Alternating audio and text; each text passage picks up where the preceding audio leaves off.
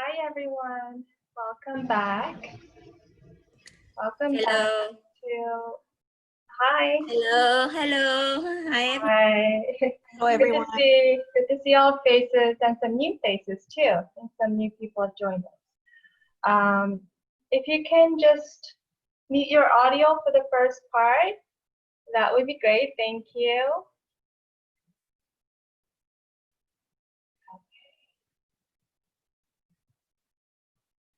All right. Welcome back again to NRCAL's Educational Technology webinar series. My name is Minhee Son. I'm the program coordinator of NRCAL, and today's webinar is on digital storytelling.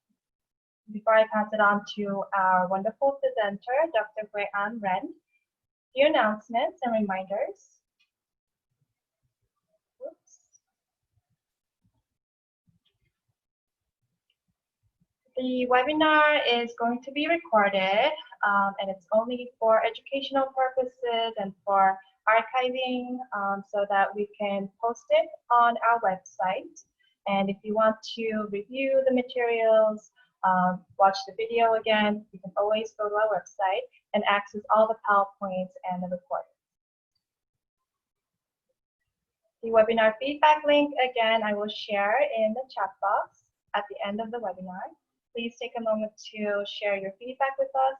This is really important for us when we plan our next series of webinars. Okay, so I will pass it on to Hue-An. So hello, it's so nice to see so many new faces.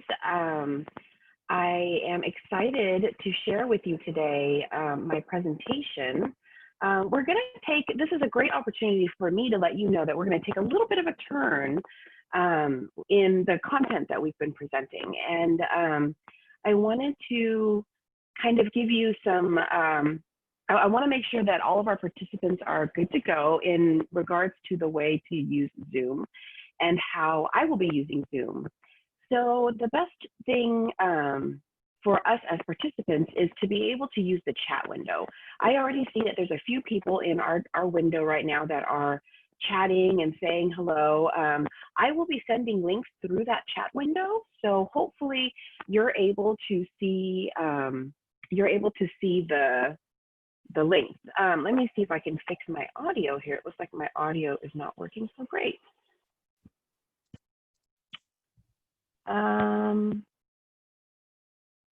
How's this? Does that sound a little bit better? It's better, but so what I'm going to do right now is I'm actually going to share the presentation that I have. Anyone with the link can look at this presentation, and I actually encourage you to go to this presentation as I'm presenting on it. So if you head into the chat right now, you'll be able to see the presentation slide link there, and you should be able to click right on it, and it'll open up a new screen for you so you can follow along.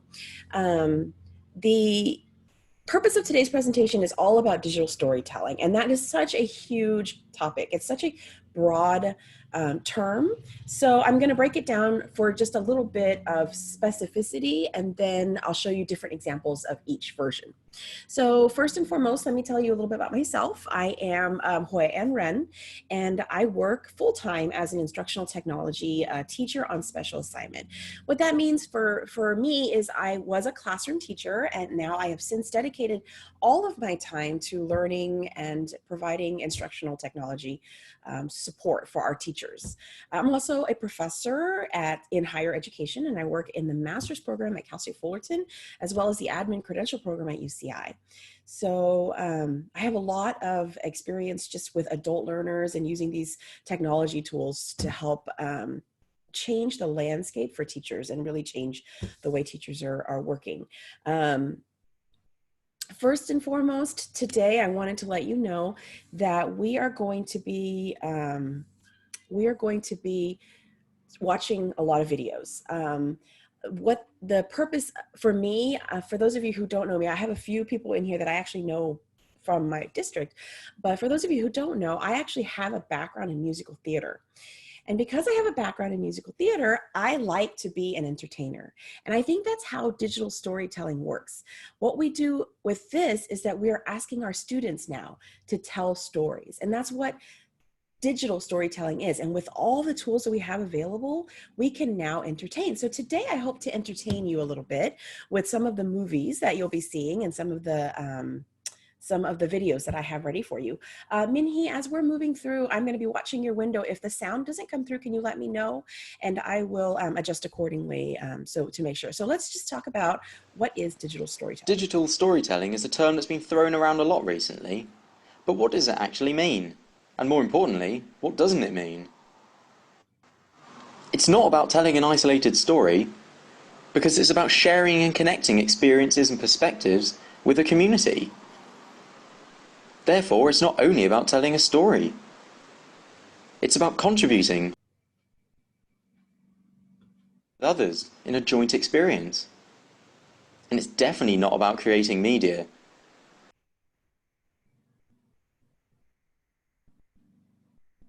Because it's about creating meaning. It's not only the transfer of knowledge, it's about the amplification of voices. And it's not about substituting analog stories, it's about transforming those stories into something new and exciting. And most importantly, it's not just about the tools, it's about the skills that you have. This is a sketch note produced by Sylvia Rosenthal. Thanks very much for watching. How did that video come through okay? Should I play it again? It's only a minute long, so it's not. Thumbs up. It is small, but you have the video according, it just follows the video accordingly. So I am going to enlarge it and then make it play again. It's only a minute long, so I want to make sure that everyone gets a chance to really look into it. Digital storytelling is a term that's been thrown around a lot recently, but what does it actually mean? And more importantly, what doesn't it mean? It's not about telling an isolated story, because it's about sharing and connecting experiences and perspectives with a community. Therefore, it's not only about telling a story. It's about contributing and collaborating with others in a joint experience. And it's definitely not about creating media, because it's about creating meaning. It's not only the transfer of knowledge, it's about the amplification of voices. And it's not about substituting analog stories, it's about transforming those stories into something new and exciting. And most importantly, it's not just about the tools, it's about the skills that you have. This is a sketch note produced by Sylvia Rosenthal. So I think one of the biggest takeaways from that video is that this digital storytelling topic that we're going to be talking about is for our students. This is not something that we want to be using. This is something that we should know how to use, but we want to empower our students to be able to do this themselves. This couldn't have come at a better time with everything that is happening in the world right now, from a pandemic to riots to school closures, everything that is happening. Everybody has a story to tell, and everybody's story is different, and everybody's perspective is different. And as I'm listening and working with teachers right now, I'm hearing stories of different forms of media, of students living with what's happening, and it's bringing me to tears just listening and hearing what they have to tell me. And it's such a great way of being able to really foster those important skills. Our students, this generation of kids, they are very good at making media. Have you seen TikTok and Instagram and all those different types of media, social media, that they're able to create media and create full videos on their phones? So that skill is really, really, really easy for them, and they enjoy it. So imagine taking that and putting it in the academic sphere and being able to facilitate other critical thinking skills, right? So creativity is one of those skills that is going to play a huge role in their future work skills. They have to be able to create, and they have to be able to think about how they solve these problems of making videos. It's a great skill to produce in a way that's engaging and fun for our students. So I'd like to be able to show you, I have a quote here from Pete Docter, who is the director from the movie Inside Out. He's also the director of the movie Up. and the movie Monsters Incorporated. And if you know those titles, then you're probably as much of a Disney fan as I am, or even just part of pop culture, because Pixar is one of those amazing storytelling organizations that's able to tell a story. And I mean, nowadays, and this could be because I'm now a mom, but I just start crying when it starts, when the movie starts. I don't even wait until the end anymore to be able to start crying, because these movies really get to me and they tug at my heartstrings. But that's what we want. We want our kids to be able to do that. And they want to have that feeling, that connection. And when it's important to students, they're able to share that story. So how do we do that? How do we get our students to tell their story? Well, they could be more dog. I used to be a cat. Every day the same. I'd be aloof till lunch, then coldly indifferent after. To me, everything was just, eh. Then it hit me. Why be so cat? Why not be a bit more dog?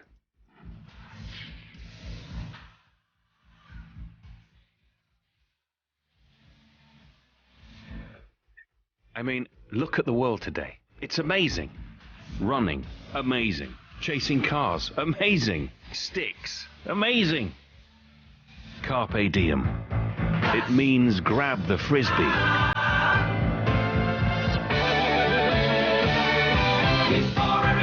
Maybe we should all be a bit more dog.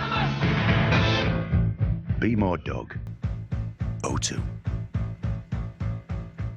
So if you'll notice, that movie is something that, one, our kids can easily create, and it brings a sense of someone's personality forward, right? And all they did was they took pictures of a cat and they spliced different videos of the cat. But what was important about that movie was the narrative on top. It was the talking and the speaking. And so our job is to be able to let students tell their story. Whatever it is their story is, then we help them. We find the tools for them to share their story. So today we're going to be talking about a few tools. All of these tools that we have here, there are so many ways to tell your story. You can tell a story using audio only, meaning podcasts, just images, or maybe a slideshow. That's very, very common nowadays, as you'll see a lot of that. Podcasts are quite trendy right now, and our kids love making them. And I actually recently listened to one of my teacher colleagues. His students created a podcast about COVID-19 at home and what they're struggling with. And they were telling me about how they're sharing devices, how the teachers think that they're not working, but they can't work because they don't have enough devices for all the kids in the home to be able to do their projects. I mean, just these everyday stories that these kids are telling that we would never hear if we didn't give them these opportunities. So podcasts are quite familiar to students and they enjoy them a lot. And I know as an adult, I enjoy them as well.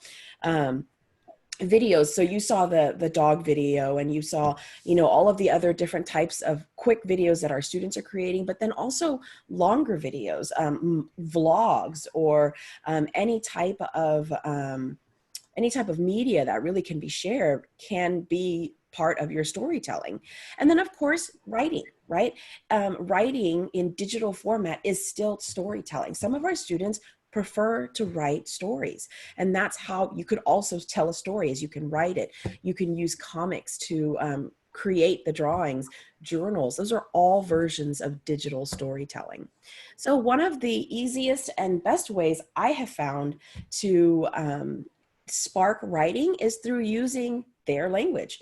And this is actually a website that was created by a colleague of mine. And he created this. It was just a random series of emojis, but we use them to write a story. So if I linked the website here for you. So all you have to do is go to this website. And if you want to go, it'll give you a prompt, an emoji, right? So there is an emoji of a person's face. It looks like he's laughing, right?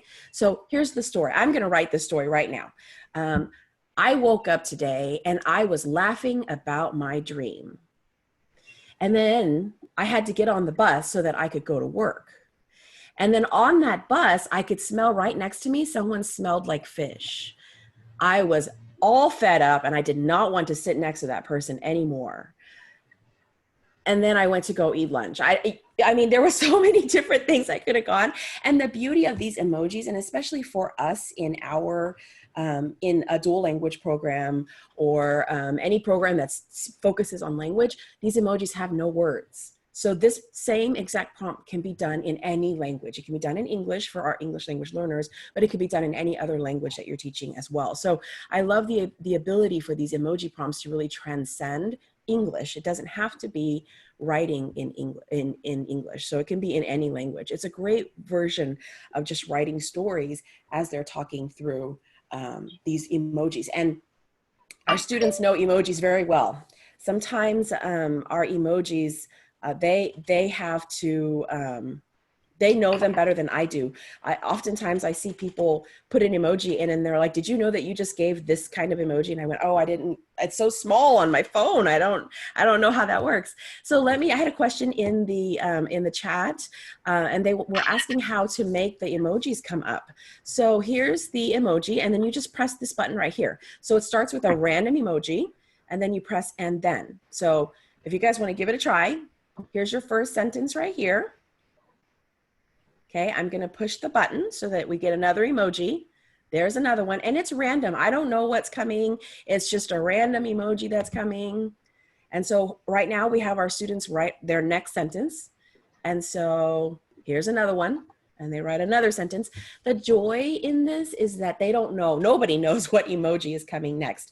And luckily, this is a kid-friendly website. They've taken out all the inappropriate emojis because you know there's quite a few of those, but they've taken out all of the inappropriate emojis so that we know, so that our students, we know that these can be used in school. So, and then I can keep going, but then I can start over if I wanted to start over. So if I want to just reset and start over, there's a new one, starts a whole new prompt.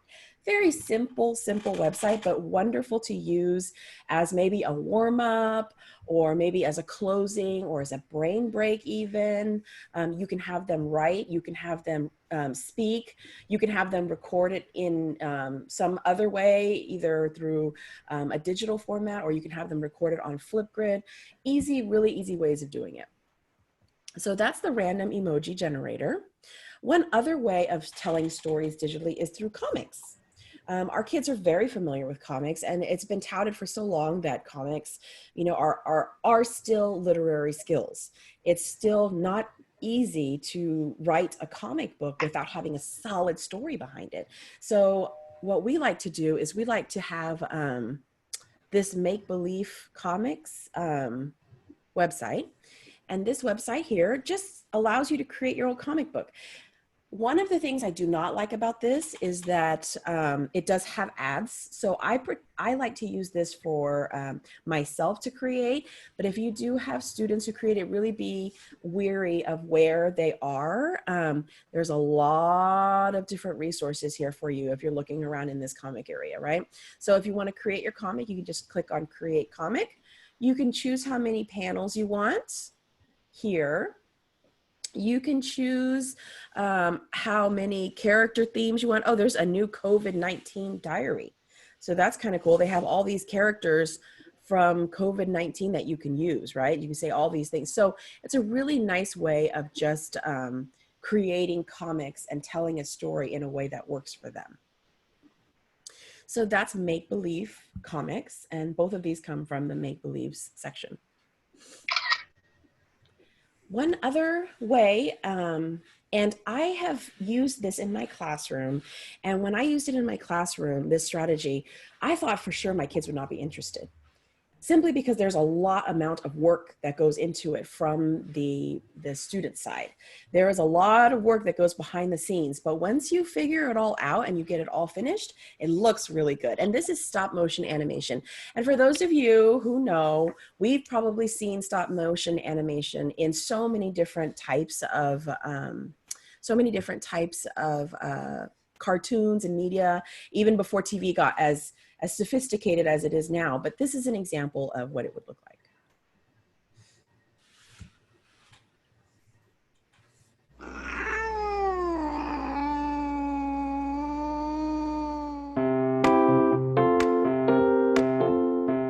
This is my cat Calvin, and he has issues.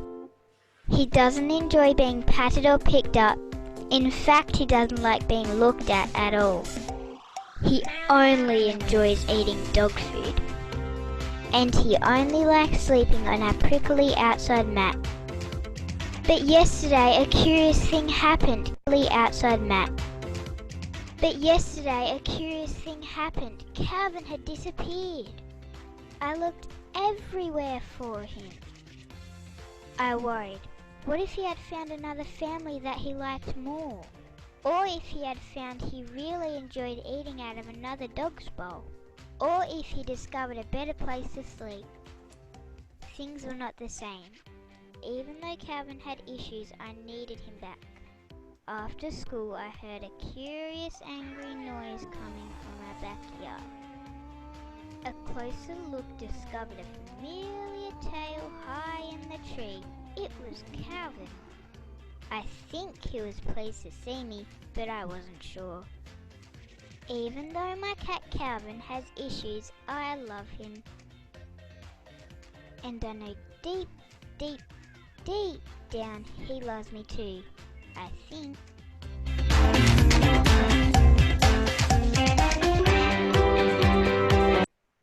So you can see that stop motion animation is not easy to do. And the way to do it is each scene is one movement. So that cat, when he's standing there and his ear goes down one bit, that's one shot. So it's a picture, the ear goes down. Another picture, the ear goes back up. And so it's a series of pictures that goes over and over and over again, but it turns, when you put it all together, it turns out to be quite good and quite impressive. So I thought for sure that my students would not be interested in making a movie like that when it's so easy to make a movie with graphics or video. The students loved it. They loved the idea of playing with clay. They wanted to do it with clay, but you can also do it with Legos. You can also do it with anything really that you have around the house. My daughter right now likes those Fisher-Price little people. You can do it with those and just move one segment at a time. But stop motion has a unique look to it, which is not easily accomplished, but students, when they finish it, are quite proud of themselves when they do. So another type of way to tell stories, and that particular student has a story about her cat that she loves, but it seems that has a little bit of some issues that she wanted to share, even though she did like her cat who thinks he's a dog. So like we had talked, yes. Quick question from Patricia. Is there a percentage or proportion for how much we can use pictures, music, and words in storytelling? Yes, we had actually talked about this before. So there is a percentage of material that you can use for fair use if you are an educator, and there are rules to the fair use policy, but later in today's presentation, I'm actually going to share with you a resource, a website that has lists of resources and images that you can use that are free to use completely. So I will be sharing with you a list, full of websites that has media for you to use, images for you to use, anything that you want to use. And then of course our students they should be taking their own pictures. So they should be recording themselves, recording their own animations, recording their own drawings. So that obviously is free for them to use. But as educators, we have a responsibility to use what is called copyright free. And copyright free, I have, in just a little bit, I have a link for you that will show you all those copyright free resources that you can just kind of go in, find what you need and use it at your leisure. But for the most part, a small percentage of things, 75% of it, and there's other rules to it. And I'll stick around today to talk about copyright and fair use if anyone's interested in knowing more about that. But I have a resource for you on these slides. It's linked on the slides so that when we get to that part, I can show you where that's at. So we talked about all the tools, so many tools for kids to create and tell their story. We are actually, as a part of this series, continuing on, we are going to go over most of these tools. We're going to go over Adobe Spark, we're going to go over Book Creator, and we're going to go over Clips. So it's nice that all these tools are available. They're so robust and so easy to use that even when we don't have the experience, our students have an experience and they can pick it up relatively easily. So this is just a small section of the tools that we use in our district and that I do provide training on, and that we have found to be successful and very easy for our students to use. And so because of these tools, we have a lot of media being created, right? So this is a wonderful way of getting all those tools. These two right here, Imovie and Clips, you can see my arrow right here. These are Apple only. So if your student wants to use it, they have to either have an iPad or an iPhone. So oftentimes we tell our students, because in our district we have a lot of Chromebooks, especially in the older students, they have a lot of Chromebooks, but they want to make movies with iMovie. They just grab their iPhone and then they make it on there. It is a free application on all iPhones and iPads. So those are two that are great, very powerful if you have an Apple device. These ones are both, they're on both devices. They're on iPads as well as Chromebooks. So depending on what devices that you have at your disposal and what students have, that's what your options can be. So I want to talk first about podcasting. I mentioned earlier how powerful podcasting is, and I think we have a podcasting fan in our audience here, because it's so great to get on top of this. I don't know if it's a trend. I was never a fan. I was never a fan until maybe 2-3 years ago, until I found a handful that I thought were really good. I started listening to podcasts that were for educational purposes. And I started learning from them. And then I started listening to other podcasts. And now I'm in this crazy world of crime drama. And I have, it's just entertaining. And I never thought that just listening would make it entertaining. But the thing for me is I hear more when I'm listening in the podcast. I feel like I'm paying more attention. So when my students started sharing their voices through podcasts, through their series, their diaries, through these podcasts, it was so powerful to me, and it just tugged at my heartstrings. And so I wanted to show you a really easy tool that we've been able to use in our district, as well as some other districts. I've been seeing this being used at the high school level, because it's easy to access on your phone. So this tool right here is called Anchor, and Anchor is probably the easiest podcasting tool there is for you to create a podcast with a friend. And I think the reason why I found that to be so easy to create with a friend is because, like today, it's not easy to listen to a podcast of one person talking the whole time, unless it's a short little bits and pieces here and there. But it's always nice to have a guest come on and have somebody talking or interview somebody's experience. So with Anchor, it's very, very easy to collaborate. I'm not going to show this video because this video is really an intro to Anchor, and it's their media and their publication. So if you're interested in learning how to use Anchor, this is just a quick introduction to it.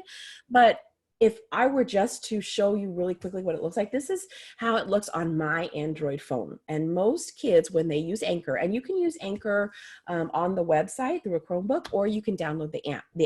The app is available through iPads as well as Android, but then you can also go to the website if you want to do record on the website. But this is what it looks like. And our kids, the way they do it is they just grab their phones and then they open the app and then they just start recording. They start walking and they record. And then through the app, they can cut it. They can add music to it.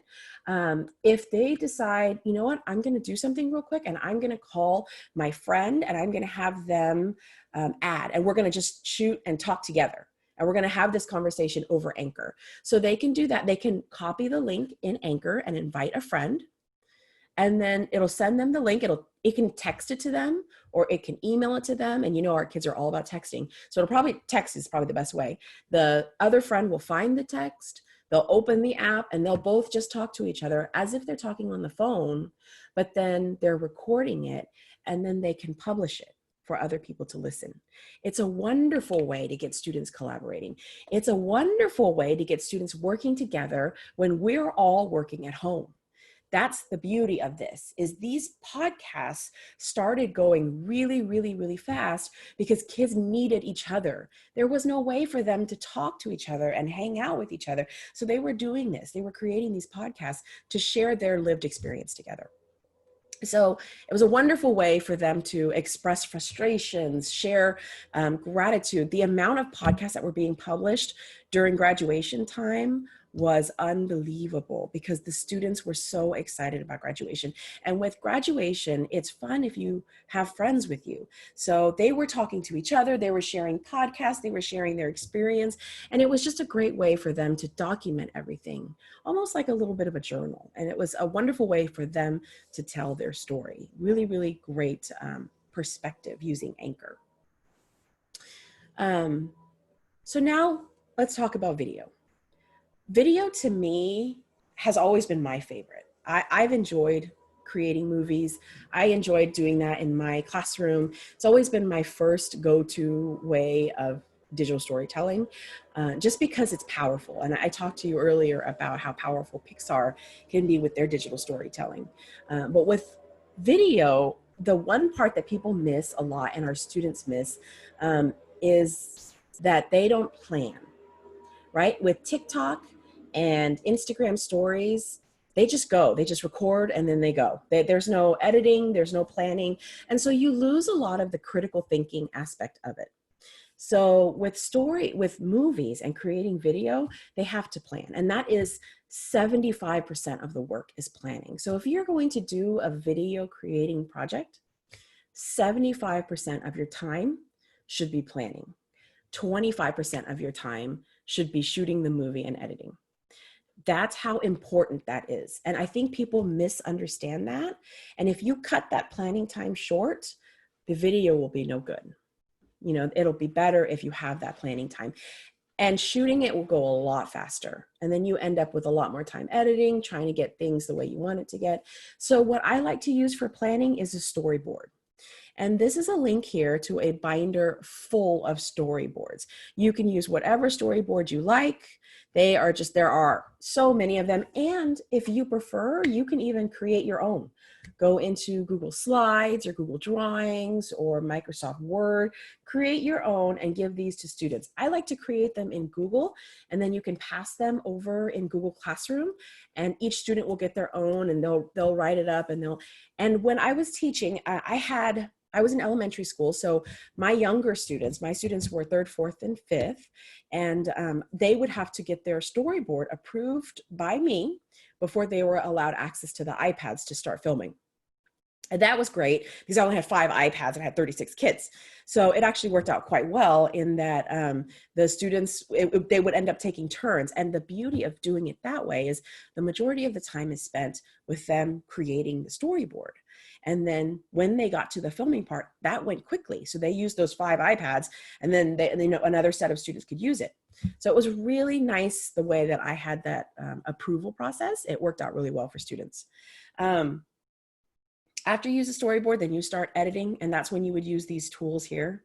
Sometimes, if you're using an iPad, what I would do is I would film everything on the camera. I would film everything just on the plain old camera and just film it so that you have a whole chunk of different pieces of media, and then put it all together in the video. You know, very rarely do you go into the tools and do that first. So what I would do is film all your pieces because you have a storyboard, so you know where to go, you know what you need to film. And then you take all those chunks and videos and put them in your software, Imovie, WeVideo, Clips, whatever it is that you're going to use. Once you've edited everything, then you're going to share your work. Depending on the age of your students and the content. If a student is making stop motion animation, then you're safe. All you have is a student voice. You don't have to worry about the student's face. You know, make sure that there's not a first and last name on the video. You can share that on YouTube if you wanted. If you do share that on YouTube, make sure you have permission from the student's parents, and make sure you have all those videos locked the way you want it so that people don't download them. There's a bunch of different ways to do it if you want to share on YouTube, but the advantage to sharing it on YouTube is that the students know that you're going to share it, so they're going to want to do their absolute best and give you the absolute best video that they can do. Knowing that it's going to be on YouTube, that's what they're going to have. So if you ask any classroom right now what they want to be when they grow up, they all want to be YouTubers. So knowing that something could end up on YouTube is going to really up the ante for them and help them create something that's more meaningful to them and important to them. Flipgrid is another place that you can share your videos. I like Flipgrid, especially if you have younger students, and you can upload videos to Flipgrid. So Flipgrid works like a little hub. So I know a lot of us think that Flipgrid is a voice response system, but I used to use Flipgrid as a place for people to turn in their videos, their video files, and then you can open it up for family members. Send it to family members to see, so they can just go right through the grid and they can see all the videos, and it's still protected within your domain. So you don't have to worry about privacy of the students or anything like that. It's not on the world for the world to see, but it's still open enough for your family to see. It's a great place to store videos that you create. Earlier, we talked about copyright. We talked about resources. So this link right here is from a friend of mine, and he has curated 18 free image sites. So look at all of these sites. And they have all of these images and everything that you could possibly need. He's a fan of dogs as well. But anything you could possibly use for your media. You know, with our students, if they're telling their story, it's nice to have their images and their videos. But if you're looking to provide some sort of a sample and you want to create something, this is a great place to start. This is all, most of this, I'm looking at right now, all copyright free. So you don't have to worry about using a small percentage of it. You have permission from the authors to use it as much as you like of it in your work. And that's for everybody. So it's a really nice way of being able to find resources that you can use. So one project that I do a lot, and we had Chromebooks in our classroom. Like I said earlier, I had 5 iPads, and then by the time I left, we had Chromebooks in the classroom. And the Chromebooks don't have as good of a video editor, but WeVideo is probably the closest one. WeVideo is a wonderful tool, and they are the only real competitor for Chromebooks. The problem is they have a freemium model. And for those of you who have been with me, you probably know that name sounds familiar. Freemium meaning there are some free features, but then there's also some premium features that you have to pay for. I never bought WeVideo. I felt like it was enough. What I had from them was enough to really do projects with what they gave me. So I liked the free version. And so this video here just kind of tells you about how to get started. It's a long video, so I'm not going to play that video, but it's just a way to get started. But with WeVideo, the same process. Upload your video, your images, your music, create a video edit and add your media, edit your timeline, finish your video, view, share. All of this can be done in WeVideo. So these steps right here are outlined in this video. So this slide right here, you can use, if you ever wanted to use WeVideo with your students, and your students can read, we're thinking that students who are old enough to read, they can watch this slide, just this slide, and they'll be able to figure out how to edit a movie on WeVideo. One project I'd love to do, one of the very first ones I do, is the I Am poem. And the I Am poem is so important, and it is so powerful for community building in my classroom. So I'm kind of glad I'm able to present this to you now so that you can have this lesson in your back pocket for when you return back to the classroom in the fall, no matter what situation we're all in. But this poem is all about the student. It's all about the student and who they are. So you can, depending on the age of your student, choose to have them fill out all of these sections, or have them pick 5. Start with the first and the last and pick 3. Start with the first and the last and pick 10. So you do what you think is important. So the beauty of this is that I used to use this as culture building. And so I would have my kids write something like this and then share it and create it in WeVideo. And that's how they learned to use WeVideo. And then that's also how they learned, how I learned about them. How I learned what they were interested in, what they struggle with, a little bit more about their personality at the beginning of the school year, so that they can, we can build classroom community.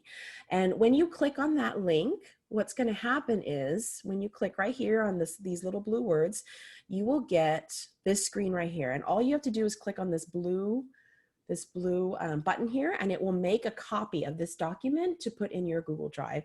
And that way you have a copy of it and you can keep it to use. You can make copies of it for your students, but it's a very simple document and you can still just use the questions in there. But it's important that the students have those first two words, I am, and then it continues. So let me show you an example of an I am poem. This is the one that I use when I do demonstrations for my teachers.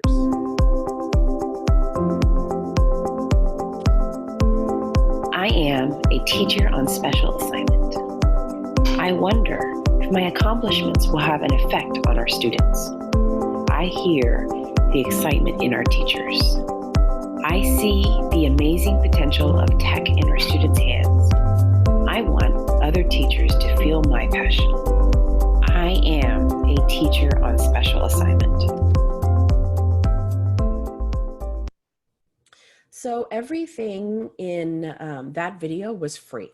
I did not pay for anything. I didn't pay for any of the images. I didn't pay for the media.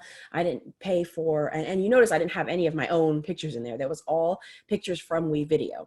Obviously you have this little splash right here, but it was still wonderful video editing, and I was able to write an I am poem. So I wanted to test out the free features, and I was able to create that sample poem. So here's even more free resources. Oh, I'm sorry, this is the same one. So the free media resources from Control-Alt-Achieve. So Hung, you want me to show you how to use the blue bar? Oh, let me show you really quickly. Actually, let's do that after so that we have enough time. I think there may be, if you're signed into Google, if you're not signed into Google, that might be a problem. But hang out for a minute after my presentation and I can walk you right through it, and you can just watch me on my screen, and I'll make sure you get the template, okay?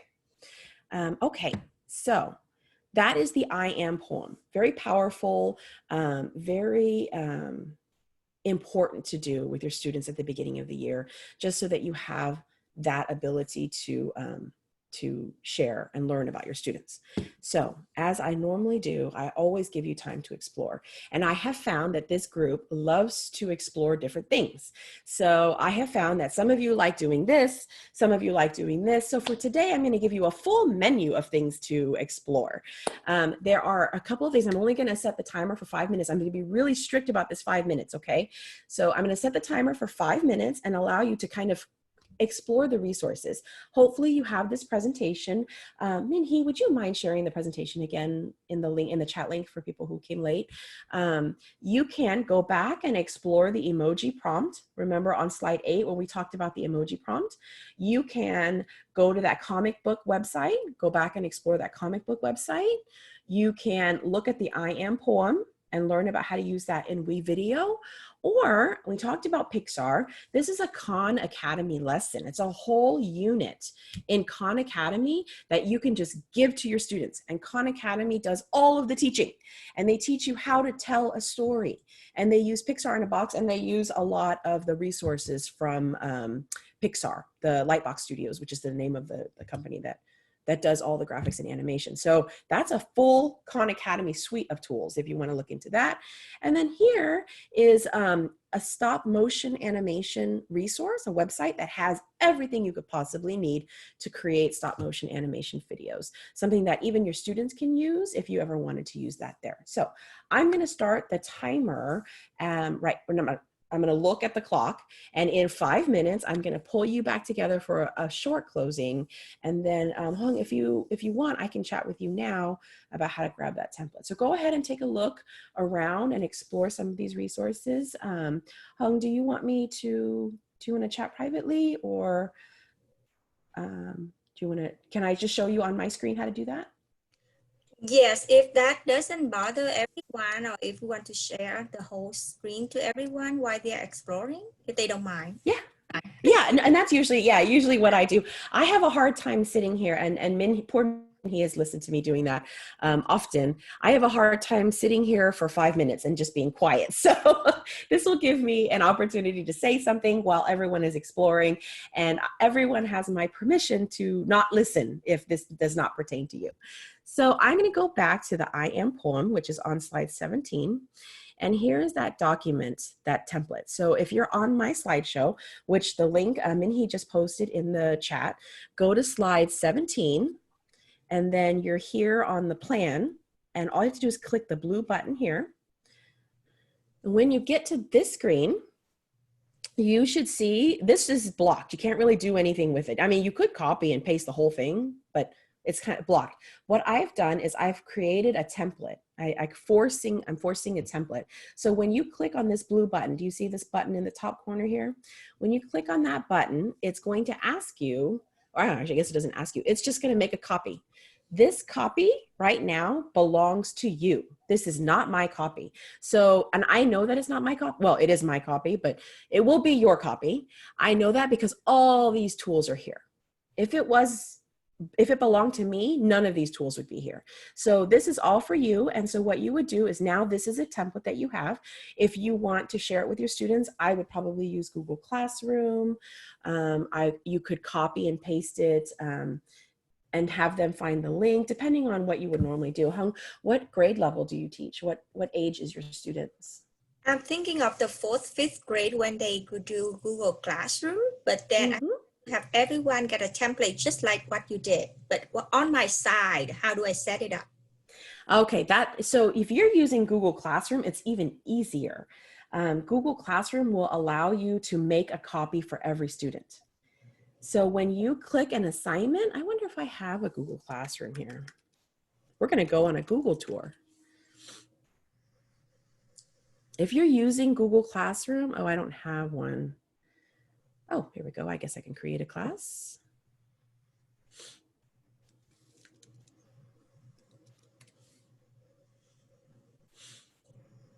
So when you're creating an assignment in Google Classroom, you can make that template make a copy for each student, and then each student will have a copy. Got it. From the roster. Yes. No, actually here, you would just create an assignment, right? And then let's call it I Am Poem, right? And then add. I forced you to make a copy in your drive. This is living in your drive now. So I can just go into my Google Drive, and there it is, my template. Add. Now, this is where all the magic happens. This right here. When you click here and you assign it, every single student will get a copy of this document. And so they can write all over it. And then when they're done with it, they can turn it in through Google Classroom. Very, very easy. Google Classroom has made it very easy for us to pass out things in a digital world, hasn't it? Did that help at all?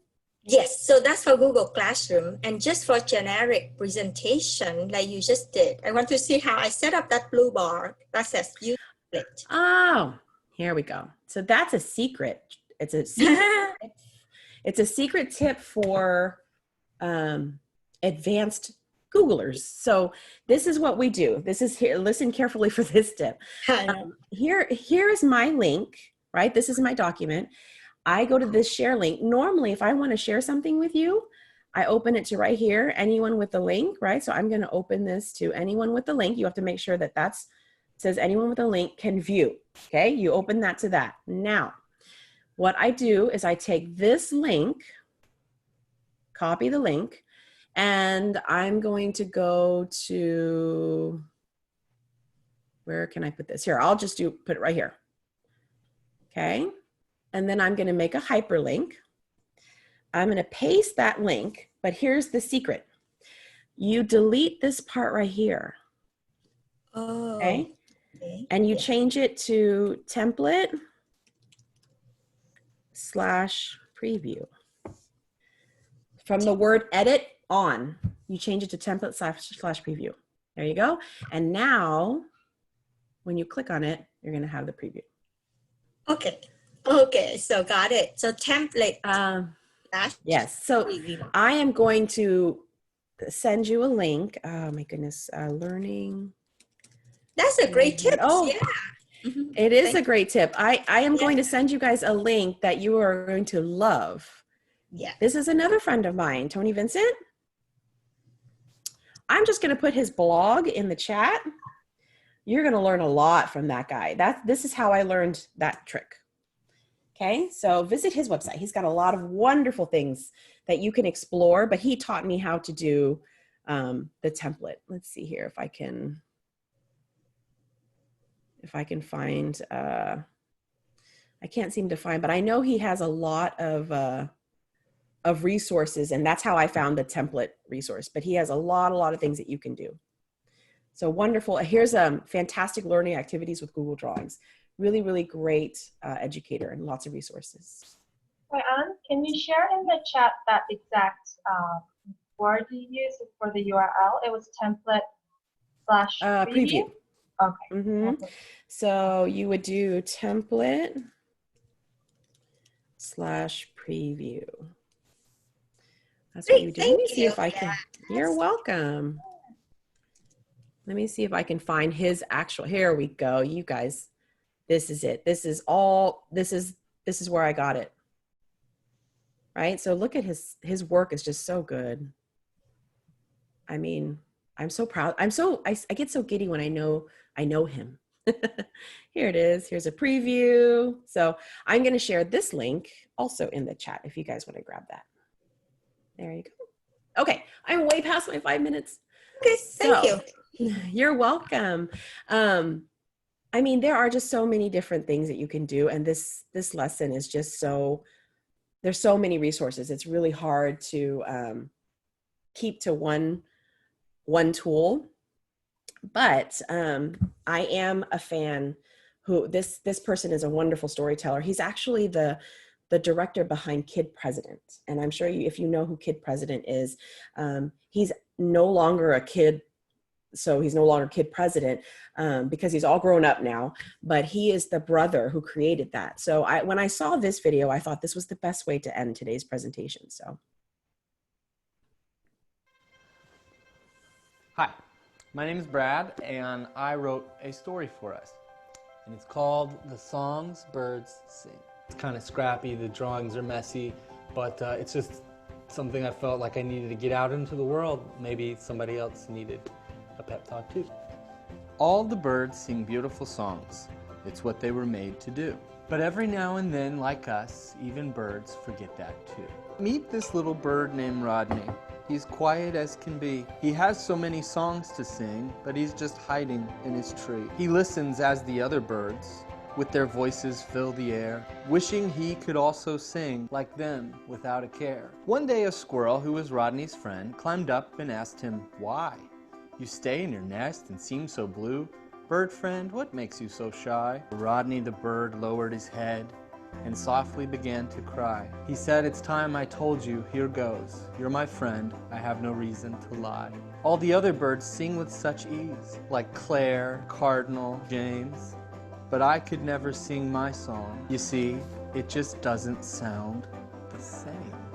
I'm really into hip-hop, laying down sick beats." The squirrel looked a bit confused. Rodney said, "Here, let me show you what I mean." So Rodney the bird pulled out his microphone and hit play on his tape machine, then began to put on a show like nothing squirrel had ever seen.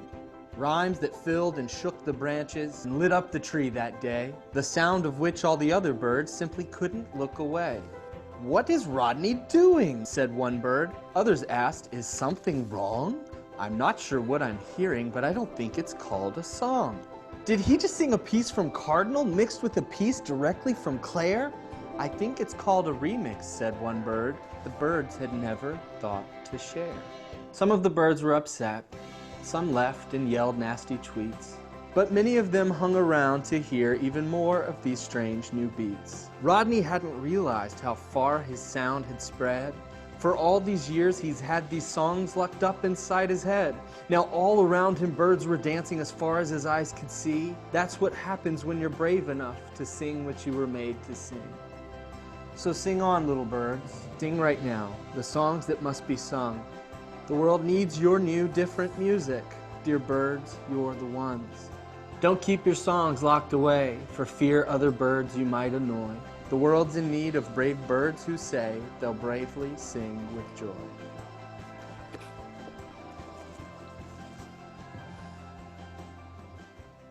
He's such a great storyteller. I love his stories. And if you know Kid President, Kid President is actually, if you can see, there's a little doll of Kid President in the background right there. They're powerful stories. And I always played this at the end of the school year so that our kids knew that they had their voices. So with that being said, there we go. If you have any questions or you need anything at all, please let us know. Before we take any new questions, during the presentation, there are a few questions going back to the earlier slides. So there was one question about YouTube. If teachers are uploading students' work on YouTube, is there a way to prevent people from downloading the YouTube, or is that an automatic function? So there is a way to prevent it. It's in the settings when you download it. So I need to tell you right now, and I'm sure you know, there are not nice people on the internet. And if they want your video, they're going to get it. And that's the thing. When you release something out to the world like that, if they want your video, they're going to get it. So just be aware of what you share out there, right? And it's very powerful to be able to share it and have that value, but it's also very important to know what it is that you're putting out there. But there is a YouTube setting that will allow you to share the link, and there's a bunch of different ways where you can publicly share it, but then also set it to where users cannot download your video. You can also do the same with Google. And if you put the video in your Google Drive, you can put it to where users cannot share your link as well. But yes, it's one of the settings when you're uploading the video, it's a question at the bottom that asks, it's like a box that you check. If you uncheck it, then users will not be allowed. So just really read when you're uploading videos to YouTube, read all of the little settings and fine print there, and it will help. So Jane said that she found block embedding, but I did not find allowing download. So Jane, maybe we can chat a little bit later, see if I can find it, or maybe it's not even there anymore. But from what I understand, if you upload it, you can prevent it from downloading. But there is software that allows you to go around it, because I know I can download videos, any video I want off of YouTube using certain software. But that breaks your terms of service, and you're not being ethical, responsible use of the internet. So yeah, so maybe Jane, maybe they changed it. If you want to stick around, I can look for it with you. We can head into YouTube together and look for it. And the comment section, you can block that, right? You could have a yes, YouTube you can turn off commenting. Turn off commenting. There was a question about. Oh, sorry. Go ahead. You're going to add something. No. There was a question about comic strips, the earlier, one of the earlier tools. Someone asked if you need to sign up for it, create an account, or you can use it automatically.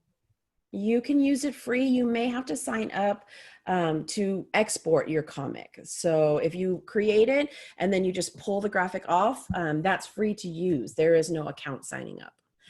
They get their money from all the ads around the comic book. Okay, that's it from the chat box. Anyone else? Questions?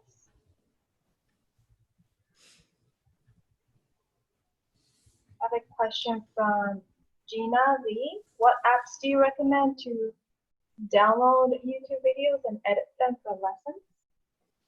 Hung, you are absolutely right. I know how to download YouTube videos, but I am not being ethical when I do that. When you sign up for a YouTube account, the terms of service is that you leave the videos there and that you cannot take them down. So there are ways of doing it. And I mean, we can chat later about how to do it. And I'm sure you could probably Google it. But It is not. The terms of service for YouTube is that you have to leave the videos as is. So what I do with YouTube videos in order to teach with them, just like you saw today, I embed them in my slideshow, and then I put the comments and the graphics right next to them. You can even embed, especially because YouTube and Google are the same company, you can embed YouTube videos in just about anything in Google. So I use it for Google Forms, and I create a fake Ed puzzle, because Ed puzzle you have to pay for. So I was able to use YouTube and Forms to create a video and then a series of questions on the video, and then another video and then a series of questions. So it was a really nice way of embedding it. So I still, in order to use YouTube to teach, I just embed the actual video. And it's really nice because when you're in here, if you want to add a video, all you have to do is just click insert video, and it takes you straight to YouTube, and you can just search here and it will find, you'll be able to find the video that you're looking for, and then you just embed it into the actual slide. Can you share your screen, or were you doing I'm something? so sorry. Yes.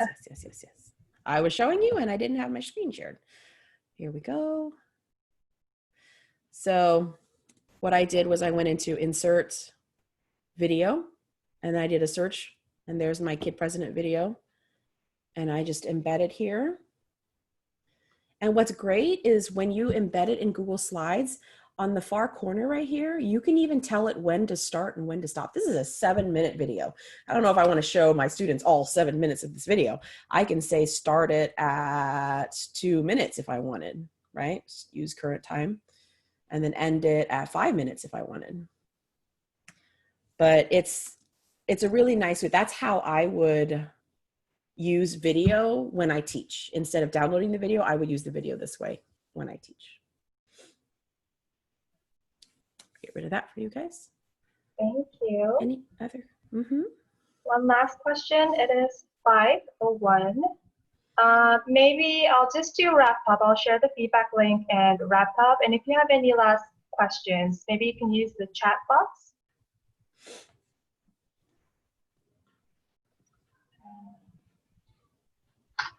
So I just shared a lot of links here. The first one is really important, the feedback form. Please take a moment to share your feedback. And this is really important for us when we're planning our next series of webinars. And we have 3 more left: Book Creator, Adobe Spark, and Apple Clips. A new Zoom link will be sent for each webinar. And I also wanted to remind you that past webinars are recorded, and the PowerPoint is also available on our website in the distance learning page. So if you go here, if you go to our website, there's a distance learning tab. And for each webinar series, we have a box. Let's go to educational technology. So all the information from previous webinars are here, and the materials, the slides, and the recording. I just wanted to point that out for you.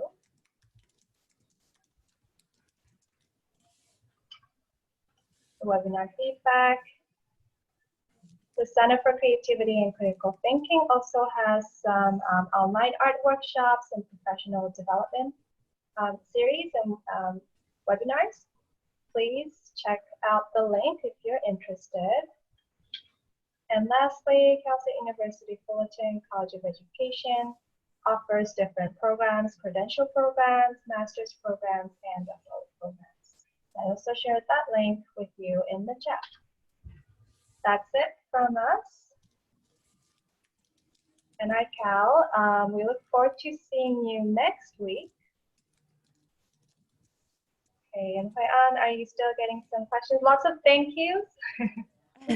I am. I'm chatting with a few people here right now. Just a few more seconds, but I'm done. So I just want to finish the conversation here. Okay. But I think I'm done now. Okay.